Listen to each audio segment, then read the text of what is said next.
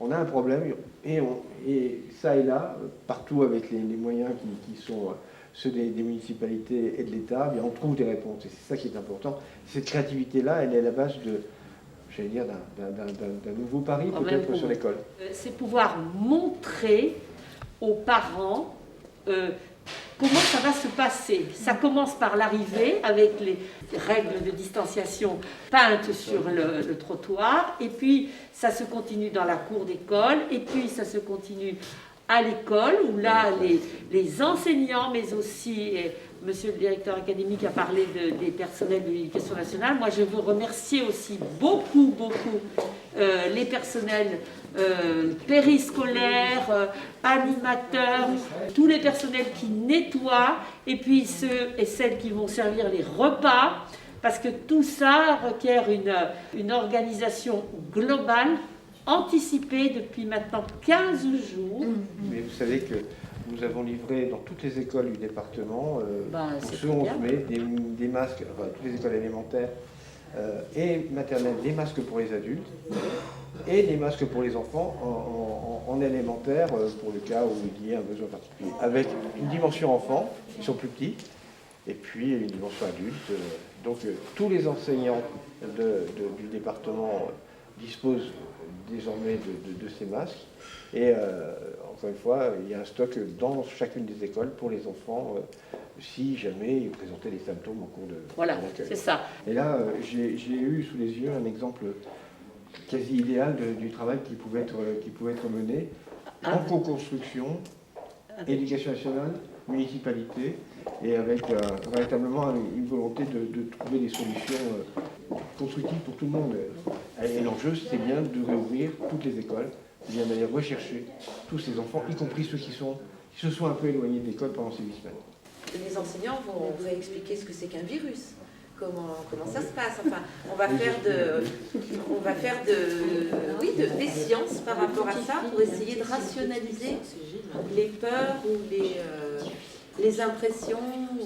Les repas seront pris dans des espaces, restaurants scolaires.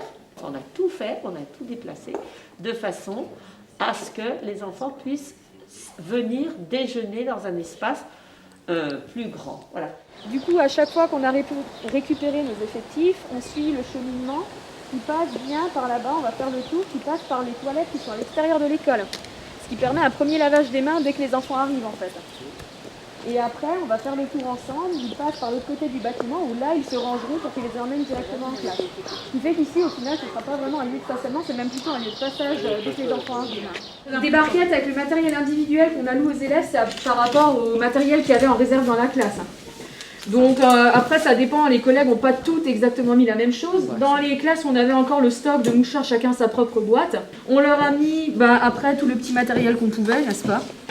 Donc les étiquettes, les cahiers. On a décidé de leur mettre un cahier de travail à chacun pour qu'ils aient plus à transférer les cahiers entre l'école et la maison. Donc ils auront tous un cahier où on fera tout le travail dessus. Les ardoises, les règles, les stylos. Vous aurez dans chaque classe du gel.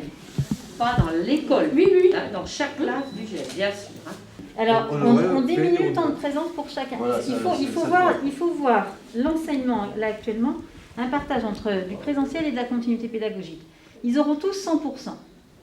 Simplement, le temps de présentiel et le temps de continuité pédagogique, on va le réguler en fonction du nombre d'enfants qu'on aura. Il faudra aussi innover parce que chaque jour va avoir un lot d'organisation spécifique. Mais on va s'adapter. Puis il y a ces temps, comme l'a dit Madame l'inspectrice, il y a des temps distanciels, présentiels, puis il y a d'autres temps. 6 ou 3 semaines, puisqu'on aura de nouvelles consignes, de nouvelles préconisations, puisqu'on va rouvrir à tous, puisqu'il y aura d'autres bilans, vous savez très bien, on attend tous les bilans de fin mai. Là, il va falloir revoir une réorganisation et peut-être diminuer du temps de présence pour chacun. Oui, c'est ça, changer les rotations. Ça ne diminuera pas du temps d'instruction, si vous voulez. En fait, il existe déjà des projets où des animateurs interviennent dans les écoles. Ces mêmes animateurs pourraient intervenir, prendre un groupe d'élèves, tourner à la semaine. On ne peut pas tourner sur une journée, mais on peut tourner à la semaine Et imaginez qu'un animateur prenne un 5e groupe sur l'école pendant que les autres sont avec les enseignants, sur du temps scolaire. Et c'est ce qu'on en est en train de mettre en place. Voilà. Est-ce que vous pouvez décrire ce que vous avez fait? Parce que c'est tellement colossal. Dans chaque classe, tout a été couvert, vous verrez en passant dans les classes. Elles ont surtout rangé pour les connaître. Elles ont surtout, elles n'ont pas mis tout comme ça. Ah non, c'est tout nettoyé, c'était tout nettoyé. C'est colossal dans une maternelle. Le tri, c'est les institutrices qui l'ont fait. Elles ont gardé le minimum pour travailler. Au niveau des meubles, il y a la moitié des meubles qui sont sortis, stockés dans une pièce. On a travaillé en bonne intelligence avec l'équipe d'éducation aussi. Oui. Donc, est-ce que vous êtes prêts? Ça y est? Oui. Ça va. Il y a 6 pots en fonctionnement, ce qui permet qu'on fait un passage de 3 élèves. Voilà. Les ASM ont le temps de désinfecter les toilettes, ça sèche, on va chercher l'autre groupe, il se passe ici, et comme ça, du coup, ça nous permet d'avoir un temps de... Ça, c'est déterminant, hein. Les ASM désinfectent à chaque passage. Ouais, on demande à ce que les parents nous informent, par exemple, pour le lundi 25 mai, il faut qu'au plus tard, le lundi de la semaine précédente, on soit informé pour qu'on puisse réajuster nos groupes, prévoir le personnel en présence, on soit prêt à chaque fois pour le nombre d'enfants qui pourrait augmenter et qu'on soit prête à les accueillir. En fait, on ne pouvait pas se permettre de stocker du matériel à l'air libre, dans le sens où tout ce qui va être à l'extérieur va forcément devoir être désinfecté. Oui. Donc en fait, on intégrera dans les pièces. On désinfectera. Voilà. C'est ça, bien sûr, parce que tout objet touché sera désinfecté. Donc on ne peut pas se permettre... Et en termes de volume, on n'a aucune idée de ce qui va pouvoir être désinfecté aussi. Donc on a préféré vider pour intégrer au fur et à mesure, plutôt que de se retrouver avec une quantité trop grande qu'on n'aurait pas la possibilité de désinfecter. Donc on est complètement sur autre chose. Donc après nous, il faut aussi qu'on informe les familles, parce qu'on sait que profondément, c'est pas du tout ce qu'on avait à l'habitude de mettre en place en termes de pédagogie. On était sur une pédagogie de partage, de proposition d'espace repéré par les enfants, de possibilité de bouger comme ils l'entendaient.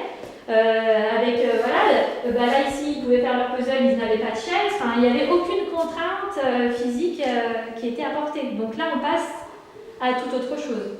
Donc là ils auront des barquettes individuelles, on a des tables à tiroirs, donc chaque enfant dessiner, peut rien faire. Voilà, au dans le tiroir, leur lot de crayon de papier, leur lot de crayon de couleur, feutre, colle, ciseaux, qui seront désinfectés tous les soirs. La semaine qu'on a fait avant le confinement, les enfants étaient déjà sensibilisés au coronavirus alors qu'on n'en avait pas parlé nous à l'école. Donc les parents font aussi leur rôle de parents. Nous on va leur envoyer des ressources sur la comptine qui va être utilisée pour se laver les mains pour qu'eux aussi puissent la faire à la maison. Comme ça quand l'enfant rentre, il est au courant. Les gestes barrières seront expliqués aussi, et à la maison et ici. En fait, ce qu'on va faire à l'école sera la même chose qu'à la maison pour que si les parents décident que l'enfant rentre, ils sont aussi en droit de se dire mon enfant il est prêt à rentrer parce que je vais aussi expliquer tout ce qui a été expliqué à l'école. Dans la cour de récréation, on va avoir des marquages au sol sous forme de petits nuages, donc du coup ils auront chacun un espace dédié pour les temps de récréation.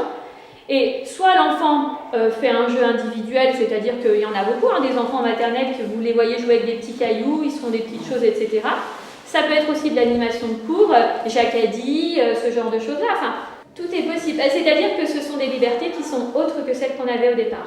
Pour nous, c'était ce qui permettait aux parents de vraiment faire un vrai choix. C'est-à-dire qu'ils n'auront pas la contrainte de se dire « il faut que mon enfant aille à l'école parce qu'à la maison, on ne va rien leur donner ». Par exemple, si on veut fabriquer des lettres, des mots à partir de lettres, l'enfant ici va utiliser ce matériel-là, puisque le soir, il est désinfectable, ça reste du plastique.